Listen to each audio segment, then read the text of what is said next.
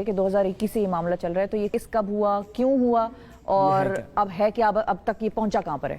دیکھیں, یہ basically issue یہ تھا کہ مختلف ممالک تھے, جنوبی افریقہ, ڈنمارک, انگلینڈ اور جاپان اور دیگر ممالک میں اردو میں اور ان ملکوں کی زبانوں میں یہ ترجمہ کر کے بھیجا جا رہا تھا قرآن پاک کا. اچھا, یہ ترجمہ جو تھا یہ غلط تھا.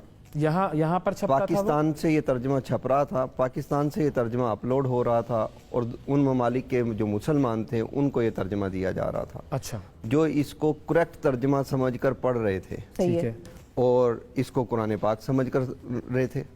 اب مثال کے طور پہ آپ نے سکرین پہ یہ امیج جو لگایا, سورہ بقرہ کا پہلا چند آیات ہیں, وہاں پہ ایک فقرہ ہے, آیت کا حصہ ہے, وَبِالْآخِرَةِ ہم یوقنون, بالکل, ہم آخرت پر یقین رکھتے ہیں. ہاں, اب وہاں ترجمہ یہ ہوا ہے کہ آئندہ آنے والی موعود باتوں پر یقین رکھتے ہیں. یہ موعود باتیں کون سی ہیں؟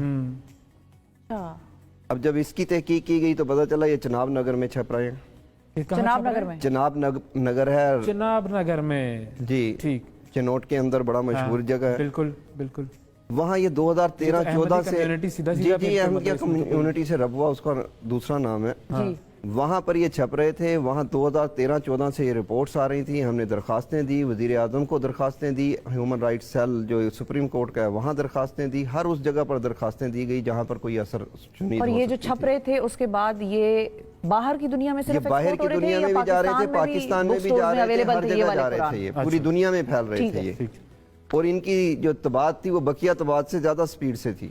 اچھا, آخر میں سپریم کورٹ اور دیگر وزیر اعظم ہاؤس سے یہ آرڈر گئے, اس پہ ایک کمیٹی بنی, اوقاف کے منسٹر نے اس کو ہولڈ کیا, اس میں یہ چیزیں سامنے لائے, ہم نے وہ سارے نسخے ان کو دیے, لسٹیں دیں کہ یہ ویب سائٹس ہیں, یہ قرآن پاک کے نسخے ہیں, یہ کتب خانے ہیں جہاں سے یہ نکل رہی ہیں. ٹھیک ہے, وہاں پر انہوں نے ہماری بات کو تسلیم کیا اور انہوں نے اس پہ ایک کمیٹی بنا دی کہ یہ جا کے ان طباعت خانوں پہ جا کے خود وزٹ کریں گے. ٹھیک ہے, انہوں نے یہ چناب نگر کی انتظامیہ سے اجازت لی تو انہوں نے اجازت نہیں دی. یعنی قرآن بورڈ کو ایک علاقے کی انتظامیہ نے اجازت نہیں دی کہ آپ آ کر وزٹ کر سکتے ہیں. اور یہ حکومت کا ادارہ ہے, یہ حکومت کا ادارہ ہے, قرآن بورڈ صوبائی ادارہ ہے. ٹھیک ہے, صحیح ہے. اس کے بعد پھر ہمیں یہ ہوا کہ جب انکار ہو گیا تو ہم نے 2018 تک اس کو درخواستوں میں چلتے رہے, آخر میں ہم نے پٹیشنیں ڈالنی شروع کر دی عدالت میں. ٹھیک ہے, یہ پٹیشنیں ڈالی گئیں, اس میں جو جسٹس صاحب تھے انہوں نے تمام کمیونٹی کو سنا, احمدیہ کمیونٹی کو بھی سنا. صحیح ہے, اور وہاں احمدیہ کمیونٹی نے یہ کلیم کر دیا کہ یہ بیسیکلی ہمارے پرنٹنگ پریس ہی نہیں ہے. اچھا, ہم چھاپ ہی نہیں رہے ایسا کچھ بھی. ٹھیک ہے, اس پر ہم نے سارے نسخے دیے, فیصلہ ہو گیا. فیصلے سے دوسرے دن بعد یہی نسخے وہاں مدرسۃ الحفظ ہے جو احمدیہ کمیونٹی کا ان کا سرکاری مدرسہ سمجھ لیں, وہاں پر موجود تھے, وہاں پر یہ تقسیم کیے گئے نسخے. عدالت نے فیصلہ کیا دیا تھا؟ عدالت نے تو فیصلہ دیا یہ جہاں جہاں ہیں ختم کر دیں ان کو, مطلب روکیں, پرنٹنگ کو روکیں, نسخوں کو روکیں, ویب سائٹوں کو روکیں. ٹھیک ہے, چلیں اگر کوئی یہ نہیں مان رہا کہ یہ اس سے میرا تعلق ہے لیکن روکیں تو صحیح. ٹھیک ہے, صحیح. جب یہ معاملات ہوئے تو وہاں پہ نسخے تقسیم ہوئے, ہم نے پھر وہاں کی انتظامیہ کو بتایا گیا کہ یہ نسخے کل تقسیم ہوں گے یہاں پہ. انتظامیہ نے کہا کہ جی یہ نہیں ہوں گے, لیکن اس کے باوجود یہ نسخے تقسیم ہوئے. ہم نے درخواستیں دی کہ جی اب ایف آئی آر کاٹیں, اب تو جرم ہو گیا. اس کے باوجود کوئی ایف آئی آر درج نہیں ہوتی. اچھا, پھر ایک جے آئی ٹی بنتی ہے. اچھا, اس جے آئی ٹی میں ڈی پی او چنوٹ صاحب اس کو ہیڈ کرتے ہیں, اور ہر ادارے کا جو ممبر ہے اس کا حصہ پارٹ ہوتا ہے. اس کے باوجود وہ رپورٹ یہ آتی ہے کہ ہم جھوٹے ہیں وہ سچے ہیں. آپ لوگ درخواست گزار, جی ہم درخواست گزار جھوٹے ہیں. یہ رپورٹ کس نے دی؟ یہ جے آئی ٹی کی رپورٹ. لیکن کائنات کا ایک سلسلہ الگ سے چل رہا ہے. اگلے روز ایف آئی اے ایک آدمی کو گرفتار کر لیتی ہے اسی کمیونٹی کے اسی ایلیگیشن میں. اوکے, اس کا جب موبائل سے فرانزک ہوتی ہے ایف آئی اے کی, اب ایف آئی اے میرا ادارہ نہیں ہے, حکومت کا ہے. ایف آئی اے کی جب فرانزک ہوئی تو پوری لسٹ نکل آئی کہ کون کون چھاپ رہا ہے, کہاں کہاں چھپ رہا ہے, اس کو تیار کون کر رہا ہے, اس کی کاسٹ کون پے کر رہا ہے, یہ جا کہاں پہ رہے ہیں, کن کن ویب سائٹوں سے یہ اپلوڈ ہو رہے ہیں. اچھا, اب ہم پھر ایف آئی آر اس میں آگئے درخواست میں.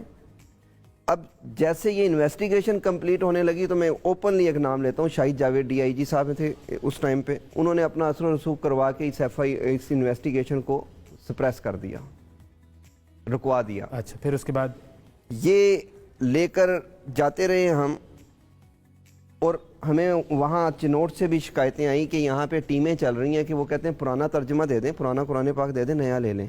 अच्छा, लोगों के घरों में लोगों के घरों में जाके फ्री वो दे रहे थे। सही है। जब जाके चेक किया तो वो फ्री ये वाला था, गलत तर्जमे वाला, गलत आयात वाला।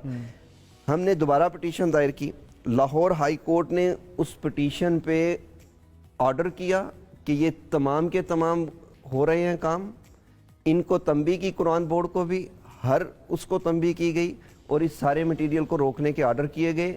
इम्प्लीमेंटेशन आज तक नहीं हुई। 2 मरतबा वज़ीर आला पंजाब को बुला लिया गया, जो के हैं उस वक्त के बुज़दार साहब थे। सही है। उसके बाद अब दोबारा कंप्लाइंस के लिए प्रिंसिपल सेक्रेटरी हैं वज़ीर आज़म के तलब, प्रिंसिपल सेक्रेटरी हैं वज़ीर आला के तलब कि ये क्या चीज़ है।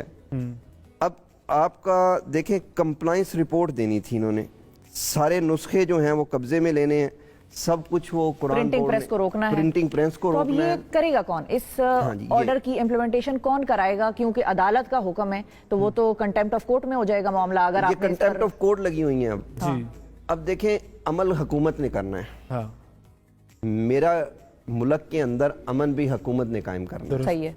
हर वो काम मैं करूँ इलीगल या कोई और करे, उसको गवर्नमेंट ने रोकना है। अब गवर्नमेंट क्या करती है, ये दीन का काम है। अगर जी। हम पहले लेवल पे जाते हैं तो दीन का नाम इस्तेमाल किया जाता है वोट लेने के लिए, जज्बात भड़काने के लिए, मेरा खून लेने के लिए, फ्री के खिदमतगार लेने के लिए। लेकिन काम क्या करते हैं यही सियासतदान जो बाहर आप और मैं समझते हैं क्या क्या नारे हैं इनके, क्या क्या स्लोगन हैं, और 2021 में कौन हुक्मरान थे वो भी सबको पता है।